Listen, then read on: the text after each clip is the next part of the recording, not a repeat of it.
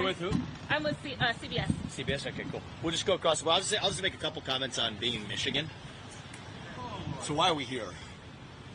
First of all, I think it's an important state, and it's a good cross-section. I'm pretty sure I've spent more time here than any other candidate in the race. This is our second trip in the last couple of weeks, and we had done several trips before that, too. You have a disastrous governor in this state. And Gretchen Whitmer is an abomination of a governor. Gavin Newsom takes a lot of the flack, and appropriately so.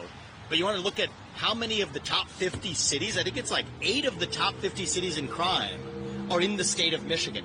2 of the top cities in terms of crime, top 10 cities in the country, are in Michigan. We're going to Flint now, where crime is running rampant. We're here in Saginaw, which has a really sad state of crime, in part falling at the feet of this governor. Shut down this state when she didn't have to. And so I think she's an example of a national disaster, an embodiment of a Democratic Party that is in the chokehold of a fringe minority to whom she's bending the knee. And I think that part of this as well, I've said I want to shut down the FBI. What a farce that the kidnapping or the alleged kidnapping plot of Gretchen Whitmer, the reason some of those people were acquitted was that was itself an FBI plot. So in many ways, Michigan ends up being ground zero for many of the problems I'm talking about at a national scale. Dependence on China, the Goshen plant that we're going to, shamefully a CCP-owned, a CCP-controlled, and CCP company that pledged allegiance to the CCP, operating a battery plant here in Michigan. It's the embodiment of a state. We're going to Flint and forgotten cities that I think other candidates in both parties have frankly forgotten. We're not going to leave it forgotten. That's why we're here. And I think that not everything's going to be done by the U.S. president. I think we need better governors in states like Michigan. That's what it's going to take to revive this country. It's a big part of why I'm here. So we'll take a couple questions and then we'll go. You said on Twitter you'd be willing to debate a smart Democrat. Did you have anyone in mind? I think smart Democrats exist. I think most of them prefer to hide from me. So if one of them wants to step up, I mean, the only reason I said that is because the Republican Party is apparently completely afraid of open discussion if it involves somebody like me. If it involves Ron DeSantis, they're perfectly fine with it on Fox.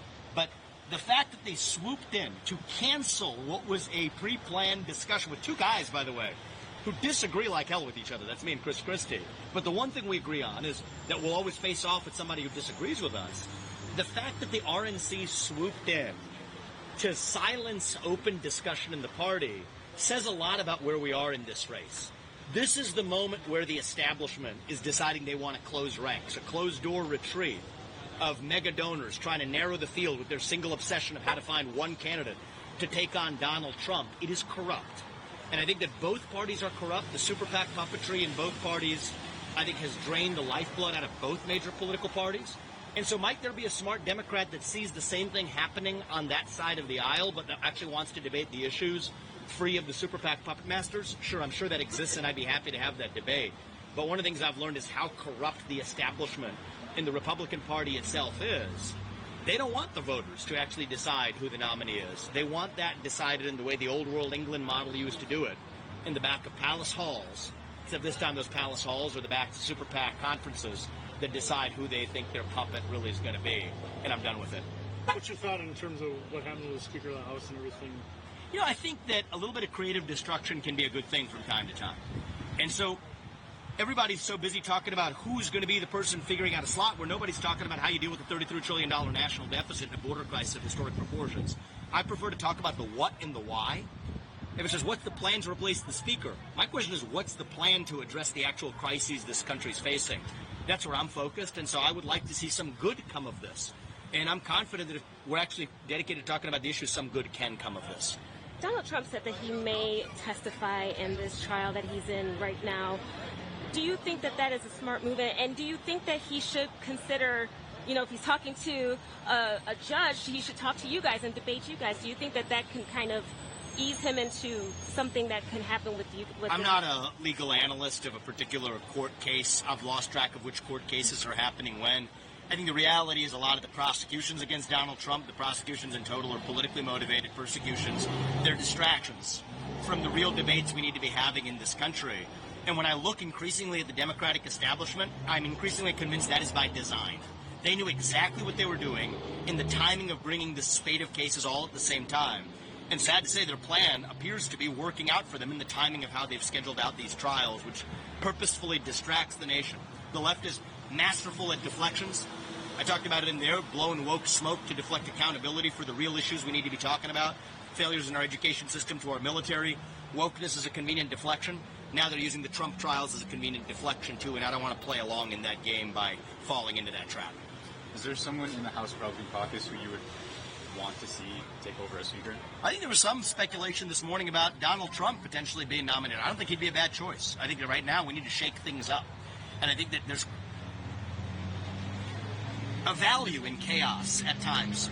If you want a status quo that has given us a $33 trillion national debt, a porous and dangerous southern border, dependence on an enemy in communist China that we depend on for a modern way of life without an iota changing it, a flailing economy we haven't seen since Jimmy Carter, corruption at the highest ranks of the government in both parties, and frankly, weaponization of the justice system of a kind that resembles a third world nation. If that's the status quo, then yeah, I think a little bit of chaos may not be a bad thing as an alternative to that status quo, but I think it needs to be somebody who's willing to actually not just play by, the genteel rules of what got us to the mess that we're in, but somebody who's actually going to break the system and get us out of that mess. You don't think anyone in the House who can do that?